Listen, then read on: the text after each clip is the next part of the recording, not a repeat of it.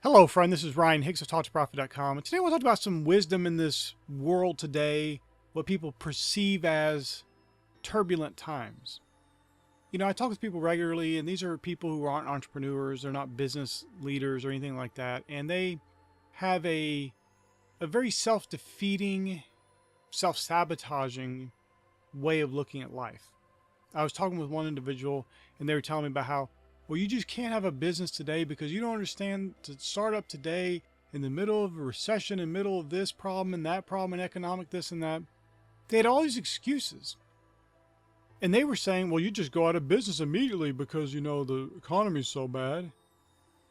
It's like, wait, there are plenty of things that are absolutely recession or even depression proof. Look around. What do people always need? Food. What do people always need? Healthcare. What do people always need? Clothing. What do people always need? Transportation.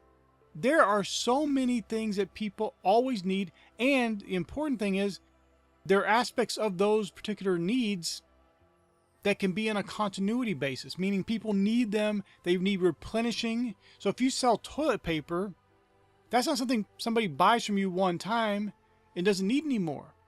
They need more each and every month. They need more and more and more. They're always going to be needing more of that. They need food.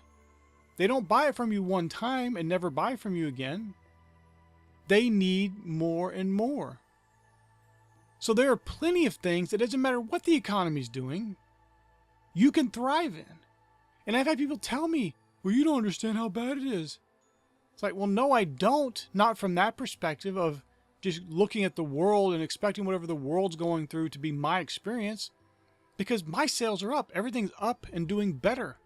And I know many people. This is not just about me. I'm not patting myself in the back either. This is God's provision and God's favor. But I know plenty of people who are operating in faith, not believing the world's doom and gloom, not believing the media's lies, and they are thriving as well.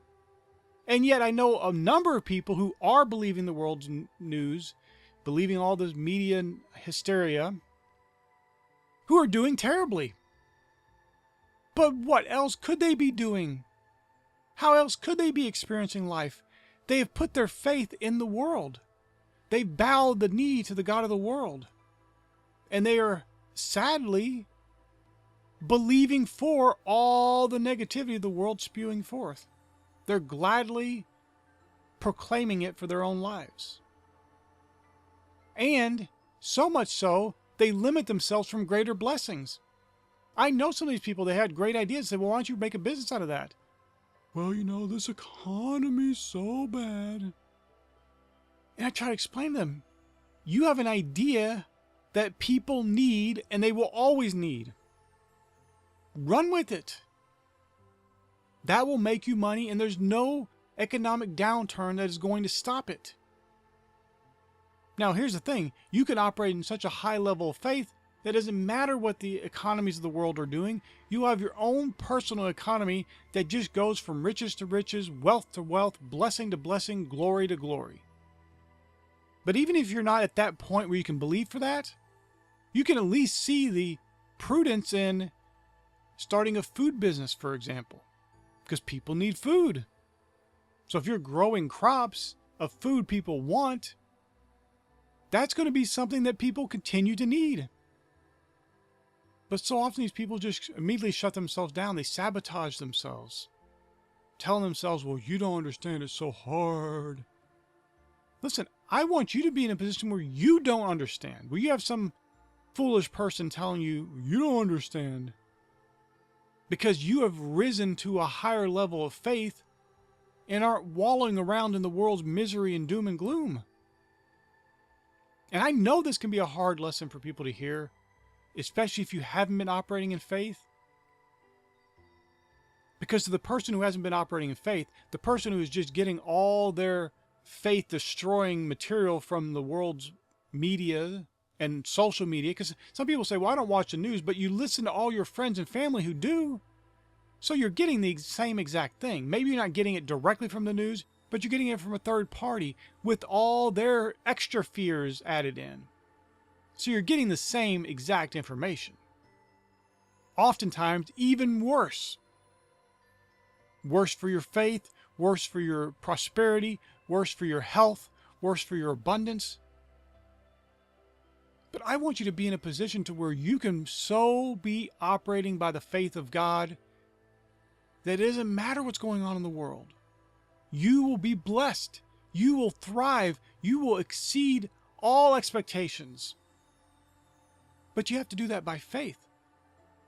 And you can't be in faith, fully in faith, when you're believing the world's media and the world's nonsense and the drama and then this is bad, that's bad. Oh, it's not a good time to start a business now. It's not true. Some businesses, yes, it might be completely foolish. You know, for example, let's take in the middle of the pandemic when people were locked down and staying in their homes.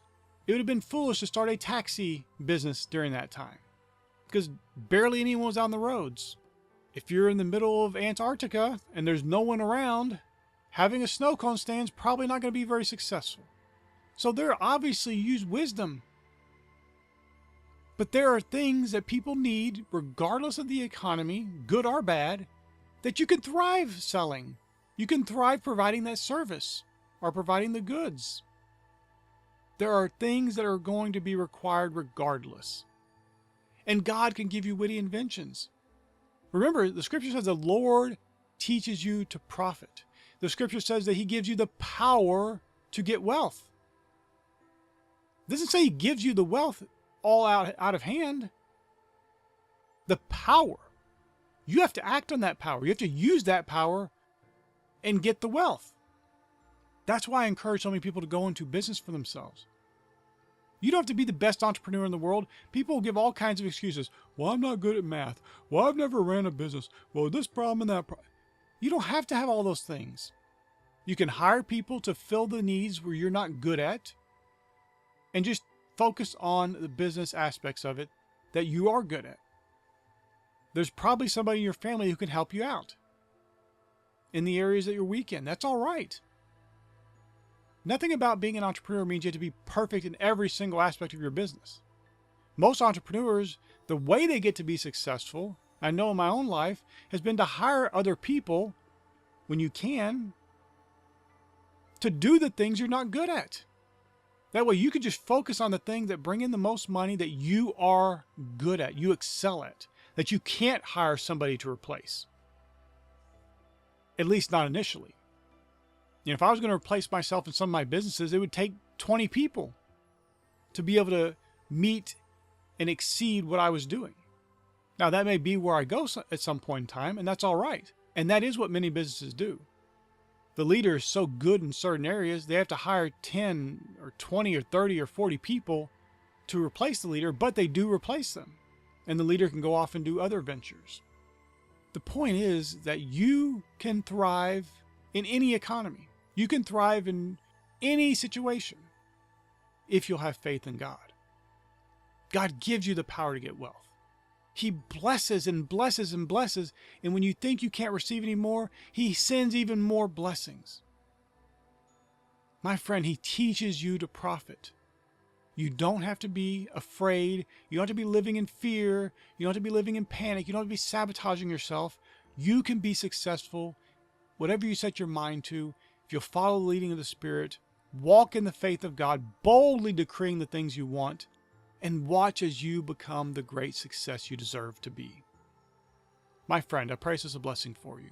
May God bless you richly.